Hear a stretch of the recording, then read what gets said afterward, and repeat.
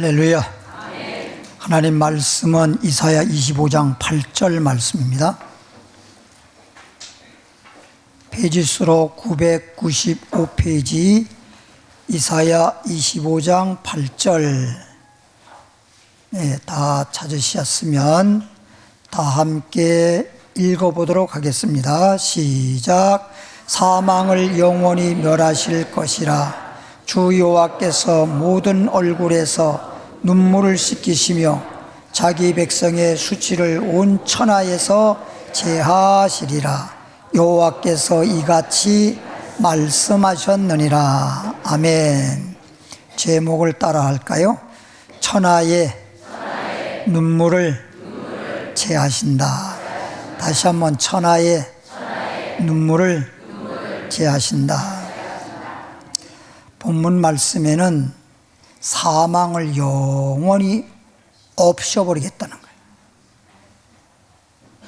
누구에게나 사망이 다가오는데 사망을 영원히 없애버리고 또 우리에게 흐르는 그 눈물을 주님께서는 제해버리신다.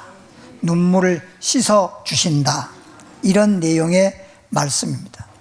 그런데 성경에 보면 정말 가장 특별한 인물이 있는데 그 사람들 중에 모세라는 사람은 시편 90편 10절에 말하기를 사람의 연수가 소위 사람이 사는 그 명의 기준점이 70이요. 건강하면 10년 더 살아서 80까지 살았는데 자기 자신을 그렇게 말하는 거예요. 그러나 다른 사람에 비해서 10년 더 살았는데 내 인생을 마치면서 그는 말하기를 수고한 것밖에, 다시 말하면 고생한 것밖에, 참 고생 많이 했구나. 한평생 인생살이가 왜 그렇게 고생이 많고 힘들었는지, 그리고 슬픔뿐이다. 그렇게 말했어요. 그런데 모세란 사람의 그 삶의 역사를 성경을 통해 보면 40년 동안 궁궐에서 살았어요. 쉬이 말하면 이집트 왕자의 왕자. 궁궐에서 왕자로서 40년 동안 궁궐에 살았을 때는 얼마나 권세도 있고 얼마나 호의호식하면서 정말 살았겠습니까? 인생 최고의 삶을 살았는데 40세 때 되어가지고 민족의, 그러니까 이스라엘 백성들이 애굽에 430년 동안 애굽 나라에 종살이 했으니까 그 종살이 하는 것도 억울한데 애굽 나라 사람들이 이스라엘 백성들을 그냥 종살이 시키면서도 그냥 건설 현장에서 그렇게 힘들게 일하는데도 채찍질을 하고 그런 모습을 왕자로서 봤단 말이야. 야, 이거 너무하는 거 아니야? 우리 이 동족을, 우리 민족을 이렇게 종살이 하는 것마도 억울하기 짝이 없는데 거기에다가 그렇게 채찍질해서 매맞고 그러다가 죽어버리고, 그래서 사람 두 사람을 쳐서 홧김에 쳐버렸어. 근데 그 한 차례 쳤는데 죽어버리네. 그러니까 그 당시에 권투 대회가 있었으면 아마 모세가 세계 챔피언 됐을 거예요. 두 사람을 죽였어요. 아무리 왕자라 하더라도 사람을 두 사람 죽였으니 그 나라 왕이 뭐라고 했겠어요? 이거 안 되겠다. 그랬더니 이제 모세가 이거 나는 이제 감옥에 들어가고 이제 사람을 죽였으니 나도 사형 선고 당하게 생겼으니 안 되겠다. 그냥 내가 궁궐을 떠나고 어디론가 사람들이 나를 찾을 수 없는 곳으로 도망가서 그렇게라도 살아야 되겠다.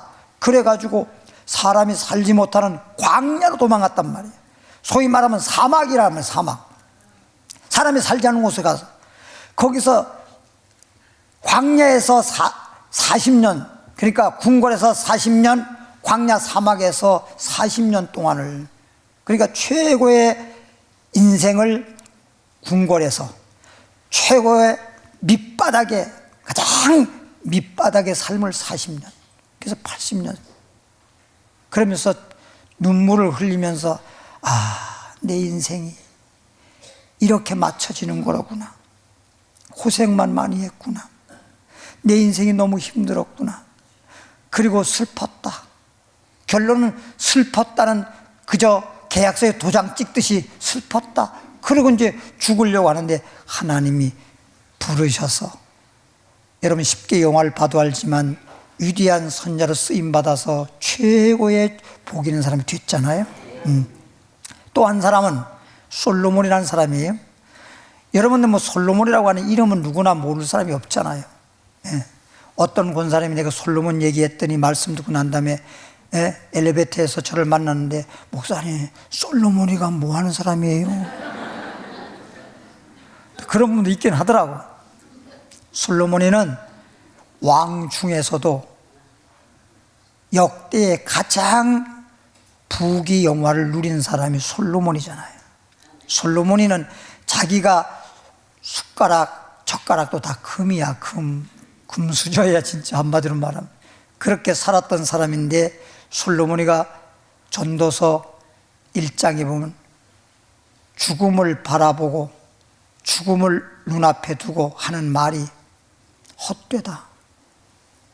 내가 부귀영화를 그렇게 누렸어도 참 난 잘 살았다, 난 행복하다가 아니라 헛되도다, 헛되도다. 그냥 빈손이로다. 그리고 23장에 가서 말하기를 한평생 동안 먹고 마시고 수고하는데 결론은 괴로운 것, 슬픔밖에 없도다. 그리고 전도서를 기록한 것이 오늘날 전도서가 우리들에게, 하나님이 우리에게 깨닫게 하는, 소위 인생이 뭔지 영생이 뭔지를 깨닫게 하는 말씀이 된 거예요. 따라합시다. 사람은 누구나 슬프고 눈물겨운 인생이다. 그래서 어떤 사람은 눈물 없는 빵을 먹어보지 않은 사람은 인생에 대해서 논하지 말아라, 이런 말도 있잖아요.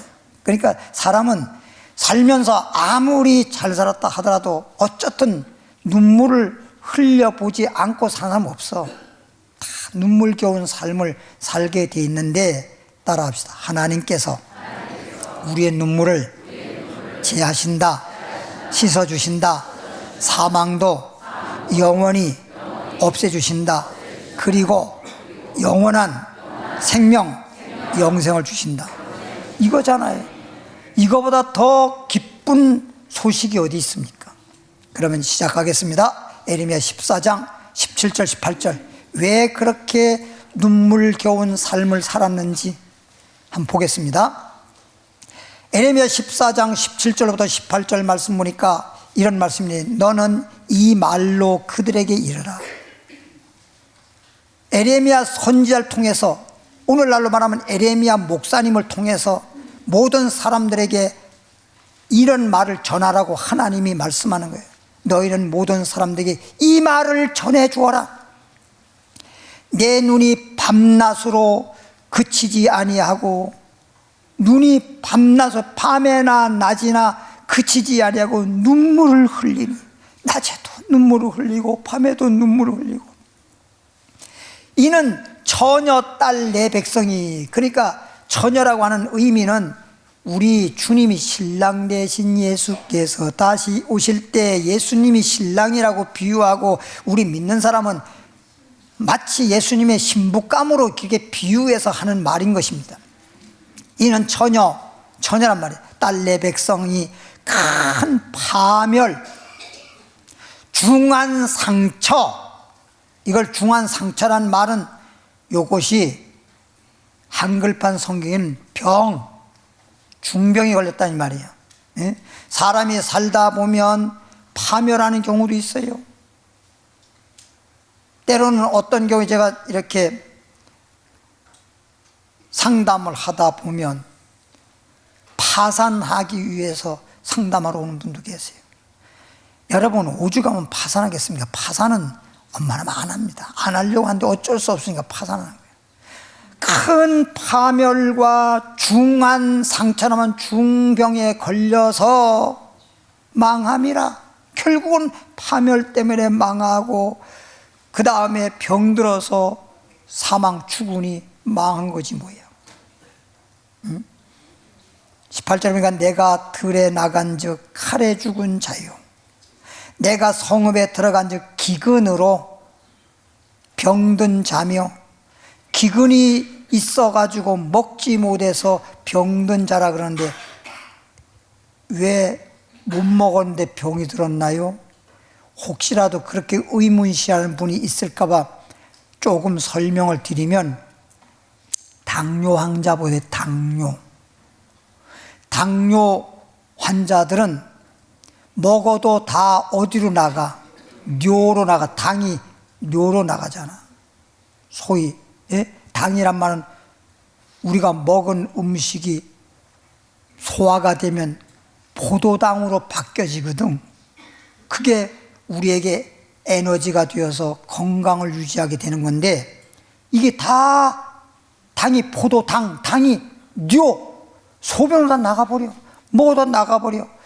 세포 속으로 다 우리 몸에 영양이 공급이 돼야 되는데 뇨로 다 나가버리잖아. 그러니까 먹으면 뭐야? 먹으나. 근데 입으로 먹고 위장까지는 먹었는데 세포에서 영양을 먹어야 되는데 영양이 세포 속에 못 들어가니까 못 먹는 거잖아. 소위 췌장이 작동을 제대로 못해서 인슐린을 분비 못함으로 인해서 소위 췌장에서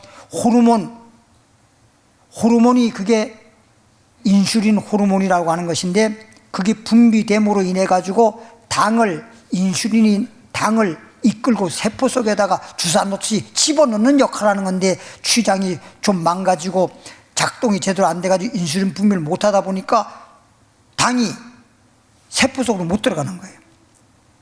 그러니까 이제 영양분이 없잖아. 먹어도 굶주린 것만 같잖아. 그러다 보니까 뭐가 생겨? 이 병 저 병, 그게 합병증이 생기는 거예요. 영양 부족으로 인해서 모든 병들이 생기는 거라니까. 그러니까 여러분들이 당뇨병이 아닐지라도 음식을 먹을 때 여러분 몸에 흡수가 돼야 돼. 어떤 사람들이 칼슘을 먹는 거예요. 왜? 막 골다공증 같은 게 생기고 막 뼈가 약해지니까 칼슘 부족이니까 먹어야 되잖아. 그래서 칼슘을 먹는데, 칼슘만 먹는데 이 칼슘이 뼈에 흡수가 돼야 되는데 흡수가 안 되면 안 먹는 것만도 못해요. 왜? 칼슘은 굳어지는 거잖아. 뼈를 단단하게 강하게 이빨이고 그렇게 해주는 거잖아. 근데 흡수가 안 돼. 흡수가 안 되면 그게 들어가서 계속 혈관에 돌다가 딱딱하게 해주니까 혈관만 더 막히게 만들어 버리는 거예요. 그래서 혈액이 막혀가지고 심장이 막히고 뇌가 막혀서 뇌경색이 되고 심근경색이 되고 뇌졸중이 되고 쓰러지고 난리가 나는 거라고요. 그러면 그것을 칼슘을 집어넣는 것이 K2라고 하는 비타민이에요. 그러니까 칼슘과 비타민 K2를 같이 먹어줘야 흡수가 되는 거라고. 알았지? 이걸 우리가 이렇게 마찬가지로 먹었다고 무조건 되는 게 아닌 것처럼, 우리도 예수를 믿는다고 무조건 믿었다고 되는 게 아니라 좀 알고 믿어. 칼슘을 먹어도 알고 먹으란 말이에요. 알고 먹으란 말이에요. 뭔 말인지 알죠? 그리고 예를 들어서 봐. 가미치 요즘에 보니까 우리 성도님들 저기 뭐 단감도 갖다 주시고 대봉도 갖다 주시고 소봉은 없고 갖다 주니까 거기 비타민이 참 많아요. 감이라고 하는 게. 근데 이 감이라는 게 참 좋은 거긴 한데, 감은 감만 먹어야 되는데, 감하고 혹시 어떤 분들은 뭣도 모르고 아침에 감도 먹고 우유를 한 잔씩 마시는 수가 있어. 우유하고 감하고 같이 먹으면 혈관 다 막혀. 이런 것들을 모르고 먹는 거거든. 그러니까 제가 건강책 쓸 때 생명식품이라고 제가 적었잖아요. 예? 우리 몸을 살리는 생명식품, 그 책을 이만하게 썼지 않습니까? 그러니까 저는 그런 걸 알고 먹는다는, 음식을 먹을 때도. 그러니까 감을 먹는다 하더라도 시간차만 좀 텀을 주고 먹으면 상관이 없어. 그러니까 아침에 내가 감을 먹었어. 오늘 아침에도 먹었다니까. 감을 먹었다고 영감 먹은 게 아니고, 감을 제일 먼저 먹어. 그리고 제일 나중에 가서 우유를 먹은 건 아니지만 요거트를 먹었잖아. 요거트를 먹는단 말이야. 그럼 그 우유로 만든 거니까. 제일 마지막으로 먹어버리죠. 텀을 주는 거예요. 그럼 상관이 없는 거예요. 그러니까 음식을 먹어도 먼저 먹을 게 있고 나중 먹을 게 있고, 성게도 보니까 먼저 할 일이 있고 나중 할 일이 있고 그러잖아. 그러니까 이런 걸 알고 먹어야 건강을 유지할 수 있다는 거야. 아유, 똑같이 먹는데 왜 저분은 저렇게 건강하고 저 사람은 저렇게 잘 먹는데 왜 건강하지 않지?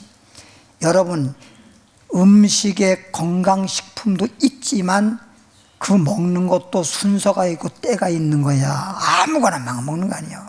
또 음식을 먹되 아침을 먹을 때는 아침에 먹을 걸 먹고, 점심에 먹을 건 점심에 먹을 걸 먹고, 저녁에 먹을 건 저녁에 먹을 걸 먹어야 되는데, 저녁 먹을 걸 아침 먹고, 아침 먹을 걸 저녁에 먹고, 점심 먹을 걸 저녁에 먹고, 이러니까 이게 때도 모르고 그러니까 안 돼. 하나님은 전도 3장에 뭐라 하냐면 때를 따라 아름답게 하셨다. 다 때를 따라 역사하시는 거예요. 예? 그러니까 이런 걸 잘 아시고, 그러니까 말씀도 마찬가지예요. 조금 전에 있잖아.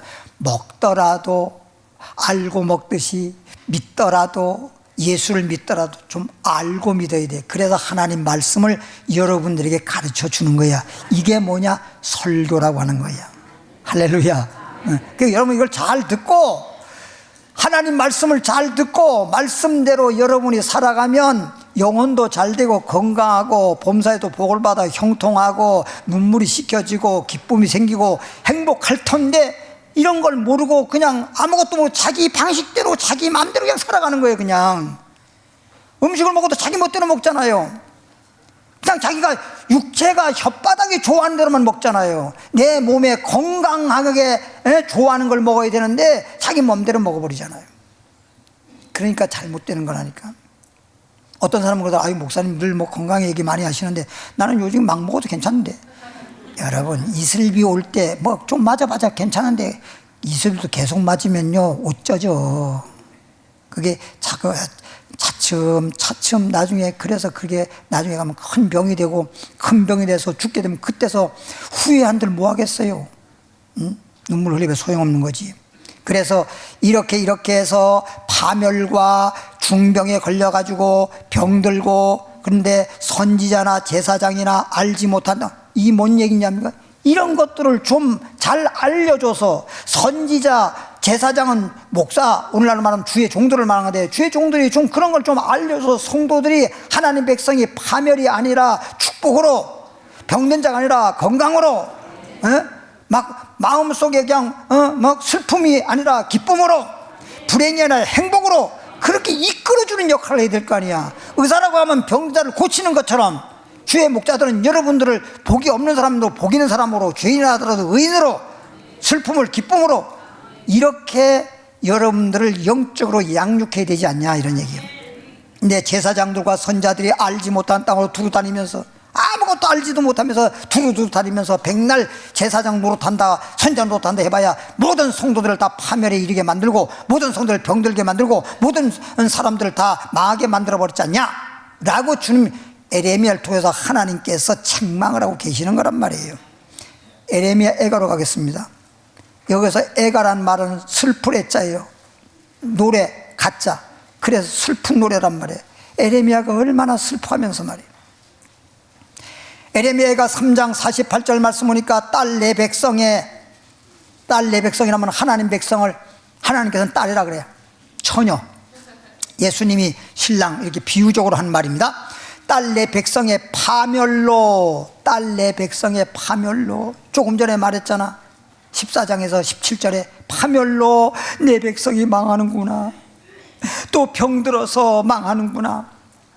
딸 내 백성의 파멸로 말미암아 내 눈에는, 에레미야 눈에는 왜 그러냐? 선지자 제사장이 있으면 뭐해? 모든 사람들의 눈물을 씻겨주고, 모든 사람들의, 어떤 분들은 이런 걸 하는 경우가 있더라고요. 어떤 교회에서는 발 씻겨주는 그런 뭘 하더라고요, 행사를. 그냥 발을 씻기지 말고 눈물을 씻겨주고, 그거는요 그냥 보여주기식이야. 그건 보여주기식이야. 그건 아무 별 의미가 없어요. 우리 속 사람을 잘 되게 해야 돼. 겉으로 보여주기로 그냥 쇼가 본다는 거 아니야. 보여주기 싫어하는 건, 그건 믿음은요 보고 믿는 게 아니에요. 말씀을 바로 알려줘서 믿음으로 살게 하면 믿음대로 될지어다. 그거 쓸데없이 사람들이 보여주기 싫어. 그거는 진짜 여러분들을 복되게 양육할 수 있는 것이 아니야. 그건 다 그냥 쇼하는 거야. 예수님이 발을 씻겨준 것은, 제자들 발 씻겨준 건 그런 식이 아니야. 가룟 유다가 예수 판다는 것 때문에 예수님이 발을 씻겨주면서 베드로에게 발 씻겨주니까, 아이, 발을 왜 씻겨줍니까, 예수님? 응? 야, 발 세게 씻겨주면 빨리 양말 벗고 발 내밀어. 내가 씻을 테니까. 너희가 돌아다니면서 가룟 유다처럼 죄 짓는 거, 죄 짓지 말라고. 발 씻겨주는 의식이 죄 짓지 말라는 뜻으로 말한 거지, 발 씻겨주기 위해서 발 씻겨주는 게 아니란 말이에요. 그러니까 마음의 은혜를 그리고 위로를 줘서 눈물을 씻겨주는 것이 진짜지, 그 발바닥 아무리 씻겨줘봐야 별거 아니에요. 딸 내 백성의 파멸로 말미암아 내 눈에는 눈물이 시내처럼 흐르도다. 에레미야가 막 슬피 울면서 노래 부르듯이, 그래서 에레미야 애가잖아. 시냇물처럼 눈물이 흘렀다는 거야. 시냇물처럼. 열왕기 하루 넘어가 볼까요? 20장 5절에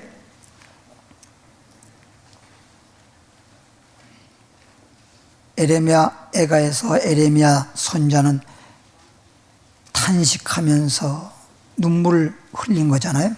열왕기하 20장 5절에, 그럼 지금까지 말씀드린 것은 파멸로 인해서, 하나님 백성들이 파멸로 인해서 망하고 병들어서 망하고 이렇게 저렇게 망하는 것 때문에 에레미야 선자는 눈물을 흘렸다고 그랬는데, 열왕기하 20장 5절에 보면 너는 이 말은 이사야 선지자를 말하는 거야. 하나님이 이사야 선지자에게 말하기를 너는 돌아간다는 말은 뭐냐? 히스기야 왕이 병들어 죽게 생겼어요. 그래서 하나님이 이사야 선지자에게 말하기를 너는 히스기야 왕에게 가서 죽으면 죽었지 못 산다. 그러니 유언하라. 하나님이 그렇게 전달하라고 해서 가서 전달을 했어. 가조 왕이여, 어쩐 일이십니까? 하나님이 말씀하시기를 당신이 죽으면 죽었지 못 산다고 합니다. 그러니 유언하라고 했습니다. 그리고 그냥 눈물을 흘리면서 돌아오는 거야. 돌아오는 도중에 다시 하나님이 이사야에게 말하기를 너는 다시 돌아가서 히스기야 왕에게로 다시 돌아가서 내 백성의 주권자 히스기야에게 이르기를 왕의 조상 다윗의 하나님 여호와의 말씀, 이 말은 하나님의 말씀에 내가 내 기도를 뭐했고 들었고 내 눈물을 보았노라. 내가 너를 뭐하리라? 낫게 하리라. 히스기야 왕이 하나님 말씀대로 당신 죽으면 죽었지 못 삽니다. 유언하라 그랬습니다. 그리고 이사야 선자가 자기 집으로 돌아오는데 그 사이에 그 말을 들었던 히스기야가 중병이 걸리긴 했지만 내가 설마 죽으랴? 낫겠지. 여러 의원들을 통해서 약을 처방받아 치료도 받고 약도 먹으니까 낫겠지. 그런데 하나님이 죽는다 그러면 죽는 거잖아. 사람이 보기에도요, 이래 봐서 죽을 것 같으면 죽더라고요. 근데 하나님이 죽는다 그러면 틀리면 죽는 거 아닙니까? 그러니까 히스기야 왕이 그때부터 일어날지도 못할 정도의 그렇게 병든 몸인데도 죽는다 그러니까 이젠 죽느냐 사느냐니까 그냥 온갖 힘, 소위 젖먹은 힘까지 다 해서라도 일어나가지고 벽에다가 몸을 의지하고 머리를 벽에 대고서 막 통곡하면서 우는 거예요. 통곡하면서. 하나님, 내가 지금 이 나이에 한창 나이에 죽는다고요. 하나님, 내가 지금 이 시간에 이 나이에 죽으면 난 너무 억울합니다. 막 통곡하면서 눈물을 흘리면서 하나님께 살려달라고 기도하는 거예요. 하나님이 죽는다고 하면 반드시 내가 죽을 수밖에 없겠지만은 하나님은 죽은 자도 살리신 하나님이잖아요. 죽은 자도 살리는 하나님이니까 내가 죽을 자라 하더라도 살리는 하나님이시니까 나의 기도를 들으시고 나의 눈물을 보시고 하나님 치료하시고 낫게 하옵소서. 근데 히스기야 왕이 기도는 했는데 하나님이 히스기야 왕에게 너 기도를 내가 들었어. 그리고 너 내가 낫게 해줄 거야. 이렇게 응답한 게 아니라 이사야 선지자에게 응답하는 거예요. 이사야 선지자가 집으로 돌아가는데 선지자 이사야야, 네 다시 돌아가. 왕에게. 왜요? 금방 갔다 지금 집으로 가는 길인데요. 다시 돌아가서 조금 전에는 죽으면 죽었지 못 사니까 유언하라고 말하라 그래서 내가 갔었는데 히스기야 왕이 그 사이에 눈물로 기도했다. 뭘로 기도했다? 그래서 내가 그 눈물을 보았다. 내가 기도를 들었다. 내가 낫게 해준다고 일러라. 그래서 그냥 이사야가 그때부터 얼마나 기쁜지 그냥 너무 좋아가지고 그냥 막 어깨가 처지고 몸에 힘도 없이 터덜 쓰릴 정도로 한 발짝 한 발짝 걸으면서 집으로 돌아오던 사람이 그냥 날아가듯이 뛰어가가지고 왕이요 기도하다 말고 왜 또 왔어? 내가 죽기나 했어. 금방 왔는데 또 뭐하러 왔어? 하나님이 말씀하기를 당신의 기도를 들었고 당신의 눈물을 보았다고 합니다. 그러면서 낫게 해준다고 했습니다. 그래? 알았다. 끝. 그 다음에 기도 딱 마치고 그리고 이제 누워있는데 몸이 좋아지기 시작해서 3일 만에 성전에 올라갔다라 그랬어. 할렐루야. 주님 앞에 기도를 하더라도 세상적으로 내가 슬픈 일이 생겨서 슬픈 눈물은 정말 괴로운 것이야. 그러나 하나님께서 우리에게 은혜를 베푸시고 치료해 주시고 고쳐 주시고 축복해 주시면 이건 기쁨의 눈물이야. 할렐루야. 무슨 기쁨? 눈물. 기쁜 눈물. 그러니까 눈물은 눈물인데 슬퍼서도 눈물이 나오지만 기뻐서 나오는 눈물이 있어요. 기뻐. 근데 보세요. 눈물은요, 눈 청소하는 겁니다. 그러니까 연기가 들어가도 그렇고, 뭐, 티가 들어가도 그렇고, 뭐가 들어가든지, 그러면 눈물이 확 나요. 그거로 인해서 눈이 영향을 받았기 때문에 그걸 빨리 청소해서 깨끗이 눈물을 씻어내므로써 눈을 보호하는 것이 눈물이야. 그러니까 대부분 어떤 분들이 저에게 와가지고 상담하러 와고 기도받으러 와가지고, 목사님, 전 눈물이 안 나요. 또 안압이 있어요. 그래서 기도받는 분이 있어요. 나는 안압이는까지 좋겠는데 눈물이 없대. 눈물이 없으면 어떻게 됩니까? 기계에 기름을 안 치면 어떻게 됩니까? 삐걱삐걱 소리 나다가 쇠가 깎이든지 부러지든지 잘못되는 거거든요. 그래서 기름을 치는 거거든. 응? 그런데 눈에 눈물이 없으면 기름 없는 거와 똑같은 거거든. 근데 어떤 분이 저기 왔는데 눈을 쑥 돌리더라고. 들어보세요. 뿍뿍 소리가 나. 눈물이 없으니까 그만해요. 근데 그날 내가 기도했어. 하나님, 이 눈이 실명돼 버리면 성경도 못 보고 이거 어떻게 하면 좋습니까? 하나님 고쳐주세요.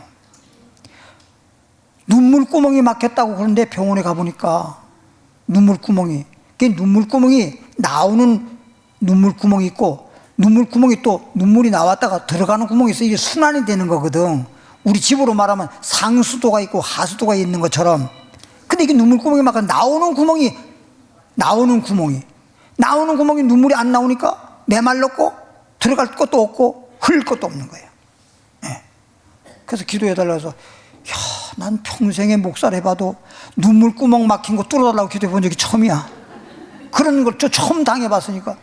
그러거나 말거나 주님이 죽은 자도 살리고 썩어버린 육체도 나사도 살렸으니 전능한 하나님을 믿고 기도해 주자. 그리고 이제 기도를 했어. 그리고 주여 눈물구멍을 열어주시옵소서, 뚫어주시옵소서. 눈물 나오는 사람 눈물 그치게 해달라고 기도하는 건 모르겠는데 눈물 나오게 해달라고 기도하는 걸 그때 처음으로 해봤어요. 막 펑펑 쏘게 되겠어.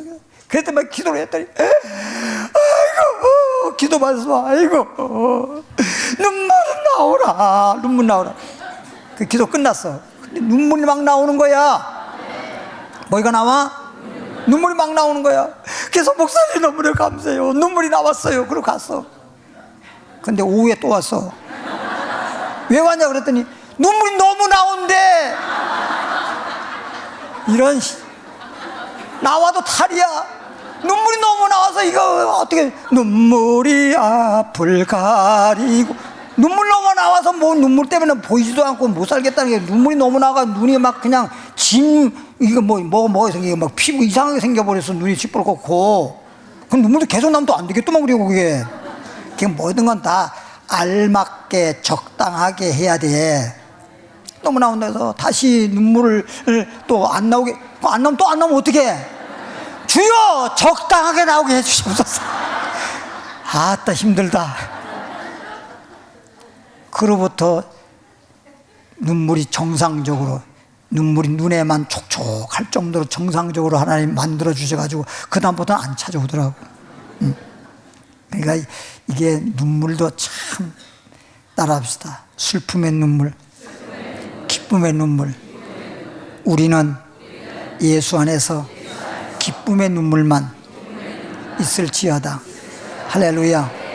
그런데요, 슬픔의 눈물은요, 눈물 흘리잖아요.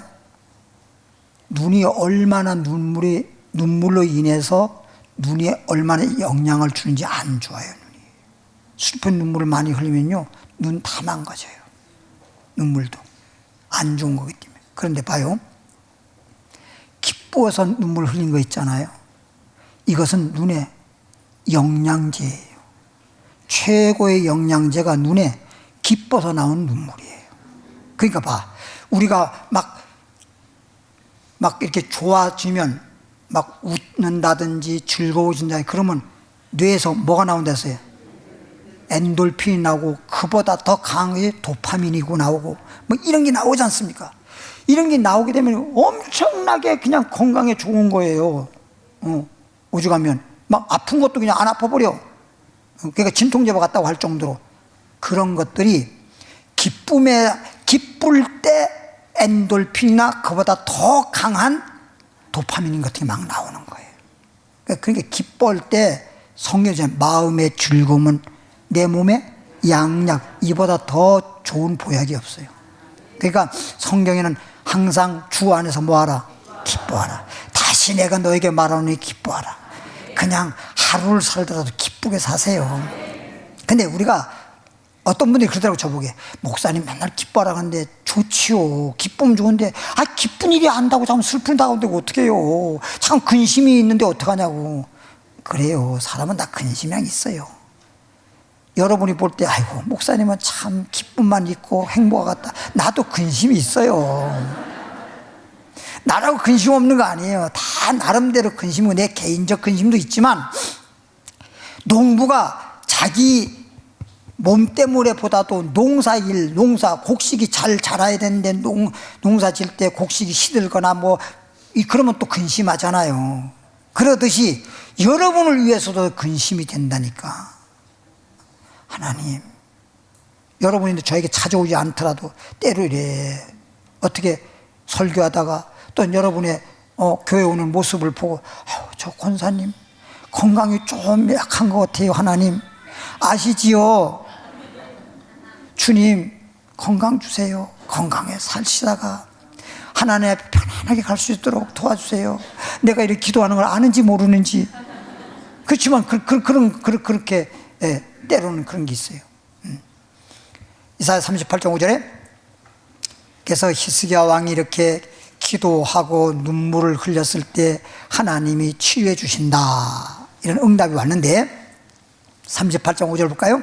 너는 가서, 역대야 말씀이나 이사야 말씀이나 같은 건데, 히스기야 왕에게로 가서, 이 말은 이사야 선지자에게 말하는 거죠. 히스기야에게 이르기를, 내 조상 다윗의 하나님 여호와께서 이같이 말씀하시를, 내가 내 기도를 들었고 내 눈물을 보았노라. 뭘 봤어요? 하나님께 기도를 하더라도 눈물을 하나님 본다 그랬잖아. 눈물의 기도가 엄청난 역사가 나타나는 거예요. 눈물의 기도가. 네. 얘기가 나왔으니까 그냥 넘어갈 수 없겠죠. 우리가 살던 그 뭐라고 할까, 이웃 마을이라 해야 될까? 근데 이웃 마을이긴 한데 그 마을하고 우리가 사는 마을하고는 약 2km, 오리 정도와 집이고 뭐가 아무것도 없어. 그냥 밭만 있고 뭐 이런 농사지기. 거긴 오리 정도를 걸어가야만 마을이 또 하나 있는, 그 마을이 골말이라고 하는 마을이야. 골말. 에?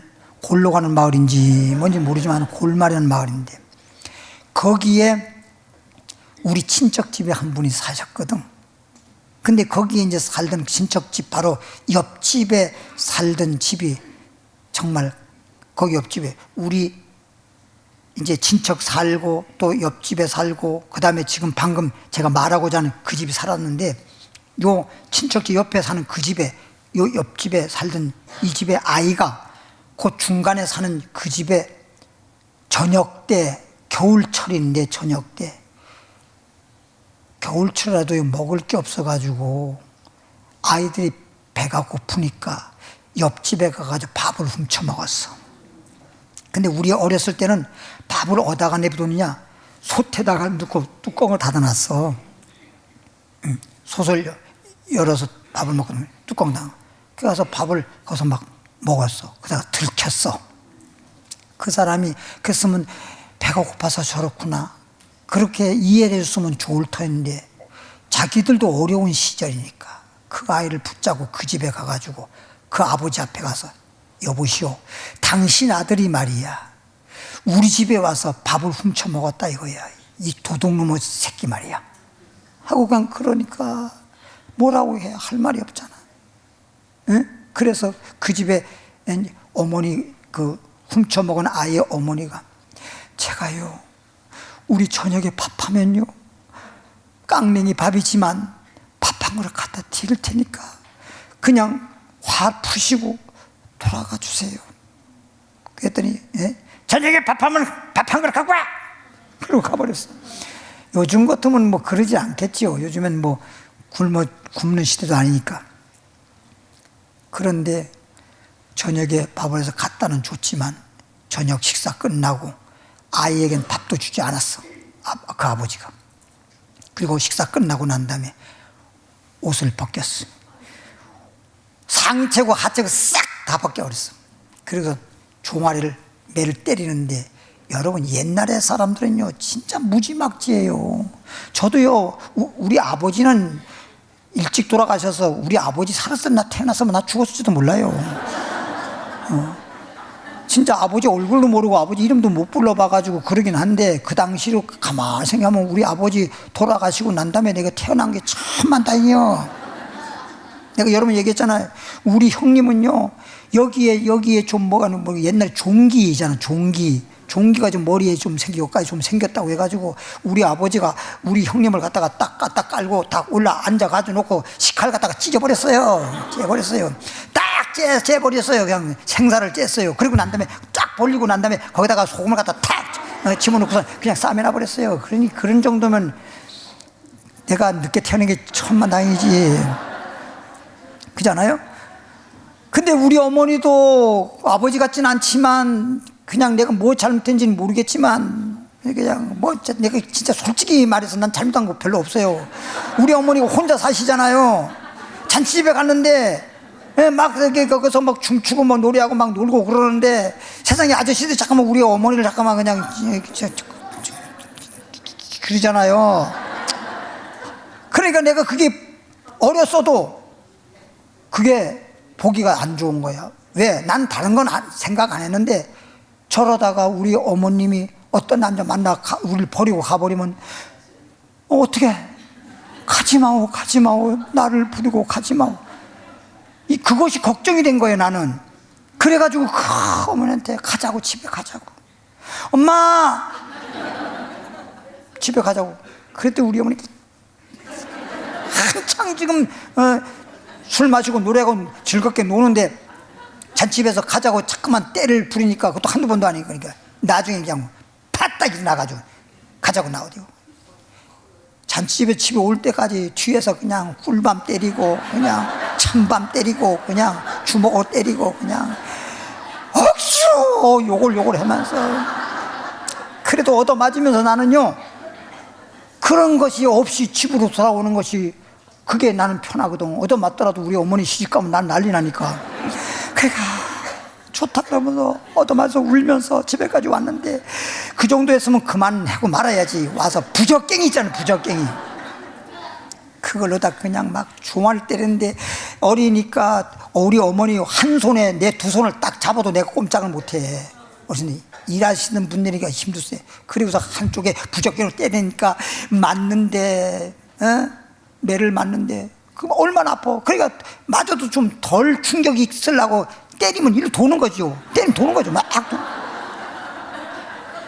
돌고 도는 인쇄방에 몰래.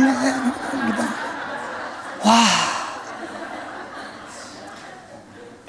그리고 나면 저녁에 막 이렇게 막 피가 나고 붓고, 밤에 잘 때도 그 잠꾸러기가 밤에 자다가 아파가지고 깨가지고 그러면 또 우리 어머니가 저를 안아주면서 또 우셔요. 때려놓고 우셔. 그러니까 나도 울고 우리 어머니도 울고. 그런데 그 집에서 옷 벗겨놓고 막 때리는 거야. 때리다가 그 정도하고 말아야 되는데, 이 추운 날에 바깥에 나가 마당가에 가서 내일 아침에 해 뜰 때까지 벌써 추워 얼어 죽어요. 어떻게 바깥 나가가지고 달달 떨면서 아버지 잘못했어요. 다시는 안 그럴게요. 내가 굶어 죽어도 옆집에 밥 한 그릇 내가 훔쳐 먹지 않을게요. 도둑 만들게요. 내가 도둑질하는 바람에 아버지가 도둑놈의 아버지라 그런 소리 듣게 안 할게요. 살려달라고 그렇게 애원하고 눈물을 흘려도 아버지는 저놈은 죽어도 싸. 옛날 분은 좀 그랬어요. 그러니까 옆에서 어머니가 남편에게 여보 애 얼어 죽어요. 좀 그만 좀 하세요. 이제는 그만 용서 좀 하세요. 그랬더니 뭐라고 하는지 아세요? 야, 당신 나가 대신 벌 받아. 당신 대신 나가서 벌 받으라고. 대신. 그리고 아이 들여보내. 그래서 어머니가 대신 나가는데 어머니도 옷을 벗기고 상체 옷을 다 벗기고, 하체는 옷을 안 벗겼는데 왜 안 벗겼는지 그건 난 모르겠어. 그분한테 물어봐야 돼. 마당가에 울타리 밑에 가서 딱 놓고 남편이 울타리 거기 나무 있는 데다가 끈으로다가 묶었어. 못 들어오게 움직여. 묶어놓고 들어왔어. 그 아이 뒤에 들어왔어. 그 아내 되시는 분이 여보 이제 제만 노여움 푸시고 그냥 내가 이 아이를, 못난 아이를 낳은 것 용서해 주시고 그냥 살려달라고 막 애원하면서 눈물 흘리는 거예요. 그러면서 계속 불러. 근데 집안 안에서 아이가 아버지 나 때문에 엄마가 얼어 죽어요. 아버지 이 아들을 봐서 살려주세요. 아들을 봐서. 야 이 자식아, 예? 너 죽든지 말든지 너가 벌 받아야 되는데 엄마가 대신 벌 받는 거야. 응? 그러니까 너 쥐죽은지 가만히 쳐 있어. 그러니까 막 옆에 구석에 방구석에 가가지고 그냥 계속 울기만 하는 거야. 그러면서 엄마 엄마. 근데 소리는 별로 안 나는데 소리 나서 울어도 그것도 또 얻어맞아. 그게 눈물만 막 흐르는 거야. 이 눈물이요 힘이 있어요. 눈물이 힘이 있습니다. 아무리 큰 소리로 막 용서해달라고 해도 그거 별 힘이 없어요. 그 아이가 너무 눈물 흘리는 그걸 보고 아버지 마음이 움직이기 시작한 거예요. 아버지 마음이 움직여. 그래서 바깥에 아이를 내보냈어. 본인이 가지 않고. 남자들의, 옛날 남자들의 자존심은 왜 그렇게 존심이 많은지. 아이를 가지고 야 가위를 주고 가서 가위로 엄마 그 끈 잘라라. 아이가 가서 잘랐어. 그리고 풀고 들어왔어. 들어와가지고 엄마가 남편한테 여보 고마워요. 그리고 아이도 아버지한테 아버지 고마워요. 감사해요. 두 손 붙잡고 우리 아버지 감사합니다. 우리 아버지 감사합니다. 용서해 주시니 감사합니다. 그리고 밤새 울면서 그리고 잤다는 얘기를 내가 들었거든, 우리 친척집 통해서. 아니 옛날에도 그런 집은 없어. 그 집만 그래. 나는 이 말씀을 증감해서 이 얘기를 하면서 어떤 생각이 푹 들었냐.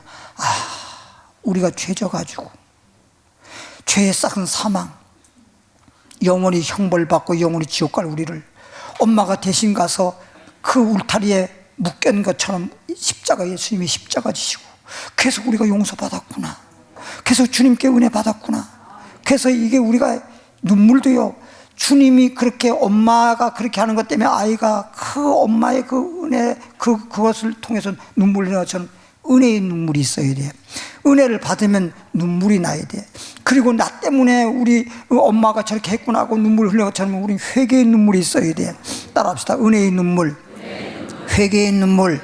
그리고 난 다음에 그렇게 돼가지고 모든 게 해결되고 나니까 감사의 눈물. 따라합시다. 은혜의 눈물, 회개의 눈물, 감사의 눈물. 예수 믿는 사람이 이런 눈물이 없었다고 하면 그건 믿는 게 아니야. 이런 눈물이 있어야 되는 거예요. 이런 눈물 해봐봐요. 이런 눈물. 말해봐. 무슨 눈물인가 지금까지. 은혜의 눈물, 회개의 눈물, 감사의 눈물. 그래서 찬양할 때마다, 기도할 때마다 십자가의 주님의 은혜를 생각하면 눈물이 나요. 십자가를 바라보면 눈물이 나요. 그리고 회개하면서 주여, 나는 죄인이었습니다. 세리와 같이 눈물 흘리고, 그러나 우리 주님께서 우리를 용서해 주시고 치료해 주시고 은혜 베풀어 주시고 예수 믿게 해주셔서 이제 사망도 없이 해주고 병도 치료해 주시고 은혜 안에서 우리를 복 있는 사람 만들어 줬으니까, 그러니까 감사해서 하나님 감사 감사 감사 감사 감사하세 아멘. 이렇게 찬양하다가 그렇게 찬양 여러분 하잖아요. 안 했어요? 그럴 때면 그냥 뭐 10년 묵은 거기에 막 치중이 떨어진 것처럼 속이 확 터진 것처럼 온상이 내 세상 같고, 이런 걸 체험해 본 사람이 예수 믿은 것을 행복하게 하는 생각하는 거예요. 할렐루야.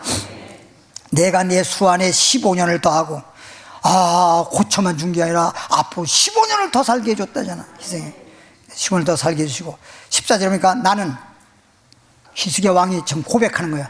나는 제비같이 학같이 지적이며, 죽을 병에 걸렸을 때 하나님이 기도할 때 그냥 여러분 그냥 막 나는 죽어 탄식하고 그냥 절망하고, 이게 아니라 제비가요, 새들 중에요 가장 이거 잘해요. 강남 갔다 왔던 제비 보면요, 오자마자 누가 뭐라고 해? 빨랫줄에 앉아가지고 지지배 쫙 이래. 어릴 때 그 많이 봤어요. 참새도 짹짹 좀 하다 말아버렸는데 이거는 막 계속 말을 해요. 응?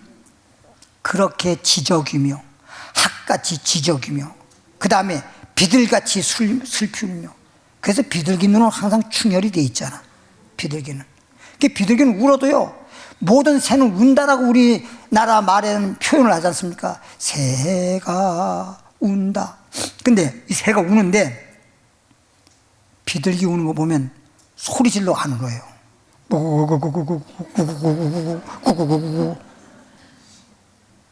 비둘기는 이 슬픔이, 이 눈물이, 이 웃는 울음이 다른 것 때문이 아니에요.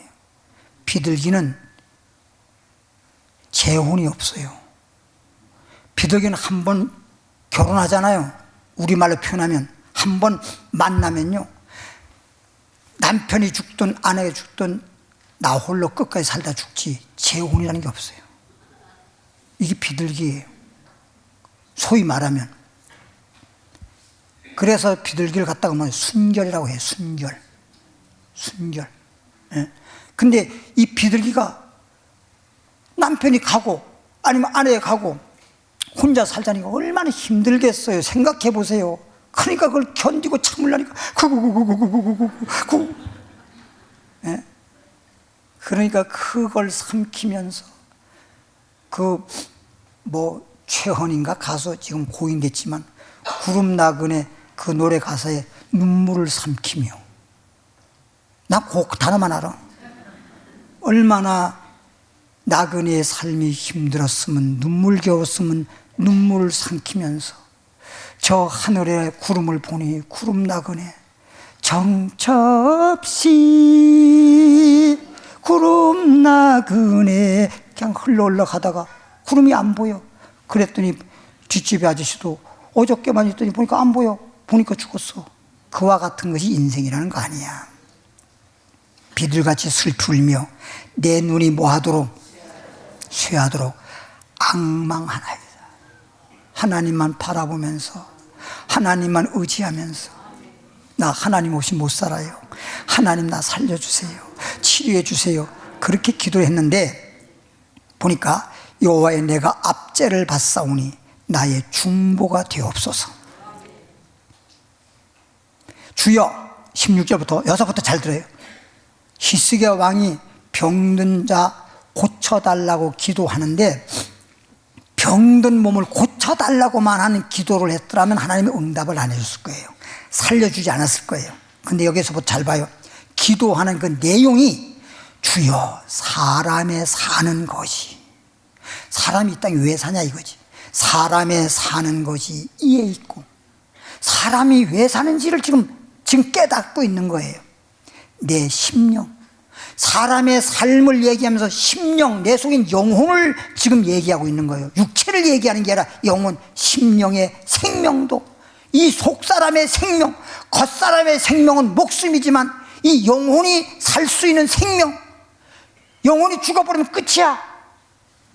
내 심령의 생명도 온전히, 거기란 말은 주님께 있사오니, 내 영혼의 생명이든 목숨의 생명이든 모든 건 주님의 손에 있사오니 원컨대 나를 치료하시며 나를 살려주옵소서. 내가요, 히스기야 왕이 얘기하는 거예요. 하나님, 제가요 오늘 죽으면요, 육체에 죽는 것도 억울하지만 죽으면 나는 영혼도 죽어요. 내가 주님을 믿노라 하긴 했지만 왕노릇하면서 진짜 주님 제대로 믿지 못했잖아요. 오늘 내가 죽는다면 이렇게 믿은 거 가지고는 천국도 못 갈 수 있어요. 내 영혼이 지옥 갈 수밖에 없을 거예요. 그러니 주님, 내 영혼이 살 수 있도록 좀 육체를 고쳐서 그동안 잘 못 믿었던 거 이제라도 좀 잘 믿어서 영혼이 천국 갈 수 있을 정도만큼은 주님 살려주세요. 내 영혼 때문에 육체를 살려달라고 주님께 기도하는 거예요. 이것을 기도한 거예요. 영혼을 위해서 치료해달라고 기도한 거예요. 도옵소서. 내게 큰 고통을 더하신 것은 내게 평안을 주려 하심이라. 내게 육체적으로 이렇게 병들게 하고 죽게 되어서 이 고통받는 것은 알고 보니까 하나님의 깊은 뜻은 뭐냐? 그렇게 안 하면 제대로 안 믿어. 그렇게 하면 말을 안 들어. 말을 안 들으니까 매 맞는 거지.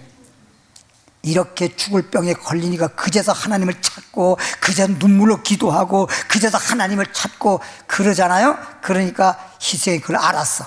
하나님, 이제 알았습니다. 주께서 내 영혼을 사랑하사 멸망의 구덩이에서 내 병 고쳐달라고 하는 것보다도 주님, 내 영혼을, 멸망의 구덩이란 말은 지옥을 의미하는 건데 지옥에서 나를 건져 주시옵소서. 내 모든 죄를 주의 등 뒤에 던지셨나이다. 이렇게 기도했어요. 그랬더니 주님이 히스기야 왕 기도를 들으셨고 눈물을 보시고 치료해 주신 거예요. 여러분들은요, 영혼을 위해서 기도 안 해.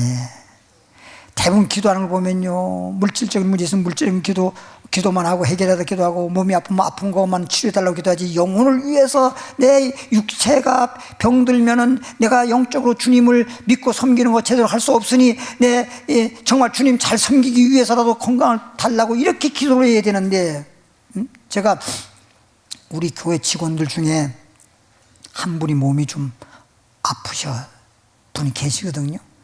말하자면 암이에요. 제가 그분은 모르겠지만 제 혼자 그분을 위해서 기도했어요. 새벽 기도할 때 하나님,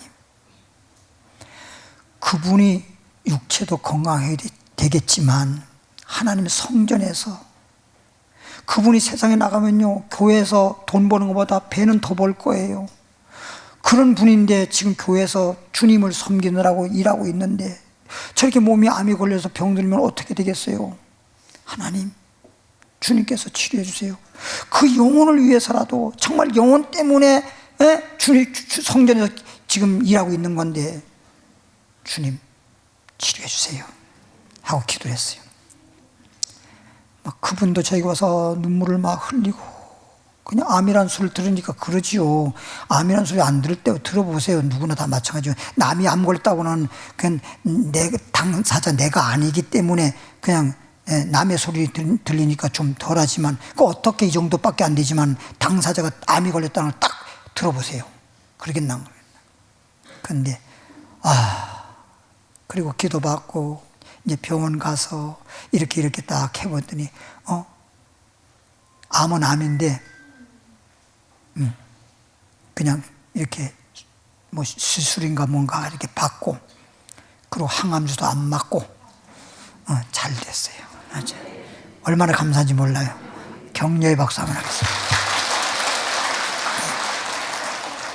그러니까 그럴 때마다 영적인 것을 목표로 놓고, 그래서 이렇게 내 육체도 이렇게 건강을 주세요 하고 기도해야지.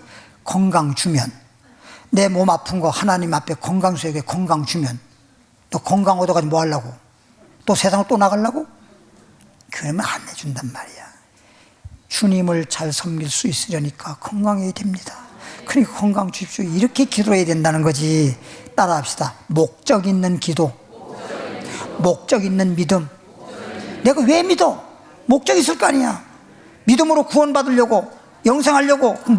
믿어도 목적 있는 믿음, 기도라도 목적 있는 기도. 그렇게 기도해야지. 목적도 없이 그냥 인간의 육신적인 목적만 가지고 기도하니까 하나님이 그런 기도는 받아주지 않죠. 그러니까 이제부터는 따라합시다. 하나님 앞에 목적 있는 믿음, 목적 있는 기도로 제비처럼 지적이고 비둘기처럼 슬피 울며 목적이 있는 기도를 하면 응답해 주신다, 살려 주신다, 치유해 주신다, 복되게 하신다. 할렐루야. 이 얼마나 기쁜 소식이야. 몰랐던 거 이건지 알았으니까 앞으로 어떤 일이 다가온다 해서 걱정할 거 없어. 목적 있는 기도만 하면, 눈물의 기도만 하면. 할렐루야. 사무엘상 1장 10절입니다. 사무엘상 1장 10절 11절 그러니까 한나가 마음이 괴로워서, 한나가 그랬대. 두나는 아니고 여호와께 기도하고 통곡하잖아. 여기도 보니까 막 눈물 흘리면서 통곡하면서 기도하잖아. 서와 이르되 만군의 여호와여, 만일 주의 여종의 고통을 돌아보시고 고통을 돌아보면 나를 기억하사 주의 여종을 잊지 아니하시고 주의 여종에게 아들을 주시면 내가 그 평생에 그를 여호와께 드리고 삭도를 머리에, 옛날에는, 오늘날은 이렇게 하지만 옛날에는요 하나님 앞에서 머리 안 깎는다고 삭도, 요즘에 뭐 정치인들 뭐 어쩌고저쩌고 막 머리 깎아버리지 않아, 그죠? 그래서 삭도를 하지 않겠다. 그의 머리에 대지 아니하겠나이다. 그게 하나님과의 소원이요 약속을 드리는 겁니다. 그렇게 맹세한다는 뜻이에요. 1장 20절에 한나가 임신하고 봐. 이렇게 눈물로 하나님 앞에 기도하고, 그러니까 하나님께서 한나의 기도를 들어주셔가지고 평생 동안 아이를 낳지 못하는 것 때문에 고통스럽고 아이 못 낳은 것 때문에 슬펐던 여자인데 그냥 그날 기도하고 가서 그날 저녁에 남편하고 사랑했는데 임신돼 버렸어. 우리 주님은, 따라서 우리 하나님은 끝내주신다. 우리 하나님은 그냥 금방 그냥 역사해 주셔. 한나가 임신하고 때가 이르매 아들을 낳아 사무엘이라 이름하였으니 이는 내가 여호와께 그를 구하였다 하미더라. 이렇게 아들을 낳았거든. 2장 1절 2장 1절에 한나가 기도하여 이르되, 그렇게 임산하고 아들을 낳고 난 다음에 한나가 말하기를, 하나님께 기도하기를 내 마음이 여호와 하나님으로 말미암아 즐거워하며 내 뿌리란 말은 나의 위상이 아이 못 난다고 해서 그냥 얼마나 그냥 시부모님들로 하여금 남편한테 천대받고 멸시받고 막 그랬었는데, 애도 못 나는 게 그랬는데 아이 하나 턱 나고 나니까 위상이 턱 높아진 거예요. 여보, 물 좀 떠다 줄래? 그럼 이렇게 되고, 옛날엔 물 떠다 소리도 못해서 말도 못했어. 응? 내 뿔이 여호와로 말미암아 높아졌으며, 다 높아졌잖아. 내 입이 내 원수를 향하여 크게 열렸으니 이는 내가 주의 구원으로 말미암아 뭐했다? 기뻐함이니이다. 하나님으로 인해서 히스기야 왕이든지 다윗이든지 이렇게 한나라든지 이 등등 모든 사람들 보면 전부 다 슬펐던 사람이 기쁨이 되고 죽을 자가 살게 되고 영원히 눈물을 씻어주신 분이 누구야? 하나님이야.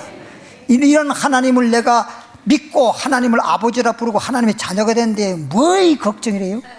도대체 왜 걱정을 사서 보따리를 이고 다닌대요? 다 근심 걱정, 모든 것들은 노래도 있잖아. 서른도 노래, 근심을 털어놓고 차차차. 다 그 세상에서도 오죽하면 말로라도 그렇게 하는 파인데 우리는 뭐 하나님 앞에 모든 걸 다 그냥 털어버려, 내버려. 주님이 다 책임져 주시는 거야. 할렐루야. 기도하겠습니다. 하나님 감사합니다. 오늘 금요 예배에서 이렇게 사망도 없이 해주시고 눈물로 씻어주시고 이렇게 축복해 주시는 주님 앞에 나와서 예배드리고 오늘도 기도할 수 있게 해주신 하나님 감사합니다. 사람은 살다 보면 눈물겨운 일들이 다가오게 되어 있습니다. 내가 원해서가 아니라 원치 않지만 그림자처럼 따라다니고 근심, 걱정, 절망, 실망, 눈물 겨운 일들이 있겠지만은 그러나 그럴 때마다 내가 스스로 포기하고 스스로 좌절하고 괴로워할 것이 아니라 하나님 앞에 기도하고 눈물로 부르짖으면 하나님은 응답하여 주십니다. 오늘도 하나님 앞에 나와서 말씀 듣고 기도하고자 하오니 하나님 아버지여 말씀에 의지해서 기도하게 하시고 기도하는 것마다 다 응답해 주셔서 해결해 주옵소서. 축복해 주옵소서. 예물 드립니다. 기뻐 받아주시고 연락해 주시며 심은 대로 백배 천배 많이 거두어서 풍요롭게 살게 하여 주옵소서. 예수님 이름으로 축복 기도하옵나이다. 하나님께 감사 영광을 받습니다. 이제 우리가 찬양하고 그리고 기도 많이 하고 돌아가실 터인데 우리가 기도할 때 보면 뭐 예수 믿은 지 좀 오래되고 이런 분들이야 그저 기도 많이 하겠지만 처음 나오신 분들은 솔직히 저도 처음 나왔을 때 교회 처음 예수 믿었을 때 기도는 하고 싶은데 뭘 어떻게 기도해야 되는지 기도가 나오지도 않고 뭘 어떻게 기도해야 되는지 뭐 알 수가 없잖아요. 그렇죠? 기도가 그렇게 힘들더라고 처음 믿을 때는. 근데요 어렵게 생각할 거 없어요. 오늘도 기도하는 법도 알려줬던 것처럼 기도를 뭐 말 잘 떠들어야만 기도가 아니에요. 예를 들어 어린아이가 엄마한테 예를 들어서 뭐 밥을 달라든지 아니면 나를 뭐 업어달라든지 아니면 뭔 일이 있을 때 날 도와달라든지 이럴 때는 그냥 있는 그대로 얘기하면 되지. 우리 존귀하신 우리 어머님께서 뭐 이런다고 기도 해주는 게 아니에요. 그런다고 엄마가 밥 주고 뭐 업어주는 게 아니잖아. 그렇죠? 때때로 막 애들이 막 그냥 엄마한테 도움을 요청할 때 이것저것 다 구하듯이 그냥 내 마음에서부터 진심으로 주님께 구하고 예수 이름으로 기도하면 다 들어주는 거거든요. 그리고 정이나 입에서 안 나오면 그냥 말이 안 나오면 그냥 마음으로라도 다 눈을 감고 주님을 의지하고 주님께 마음으로 기도하면 하나님 다 그 마음 다 아셔요. 그래서 놀라운 은혜를 받고도록 하길 바라겠습니다. 찬양합니다.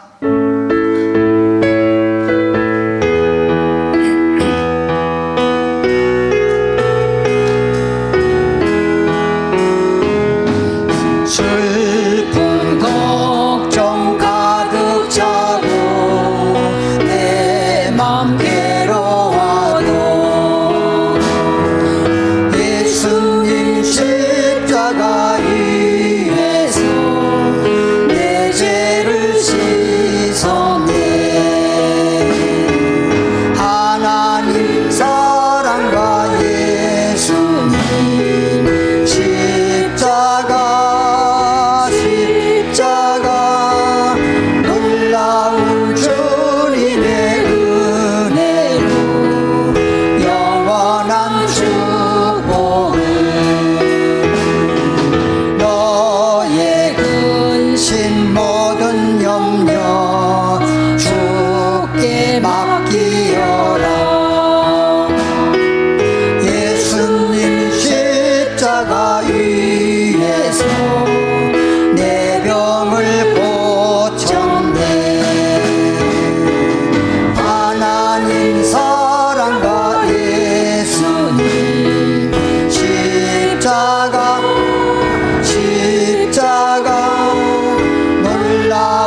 주님의 은혜로 영원한 축복을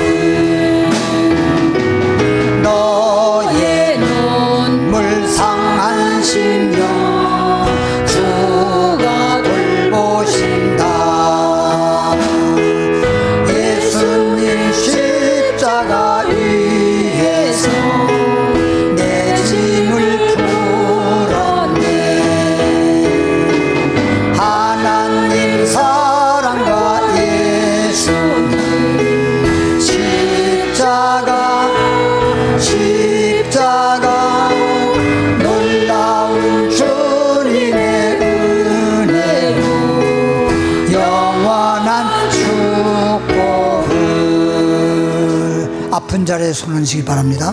하나님, 죽을 자도 살리신 하나님, 어떤 병이라도 주께서 치료하셔서 건강 주시는 주님, 내가 예수를 건강에 잘 믿을 수 있고 그래야만 내 영혼이 잘 될 수 있고 천국 갈 수도 있고 복 있는 사람 될 수 있으므로 오늘 이 시간에도 주님, 우리가 기도할 때에 주께서 은혜 베푸시고 또 믿음으로 손을 얹어 싸우니 모든 육체에 붙어있는 병들은 다 떠나갈지어다.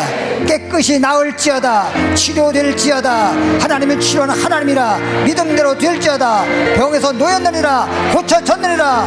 주여 우리 기도합니다. 주여, 살아계신 하나님 아버지 감사합니다. 우리를 처럼 사랑해주고 축복해 주심으로 오늘 이 자리에 나오신 모든 성도님들 한 분도 그냥 돌려보내지 마시옵시고 기도할 때에 기도를 들어주시옵소서.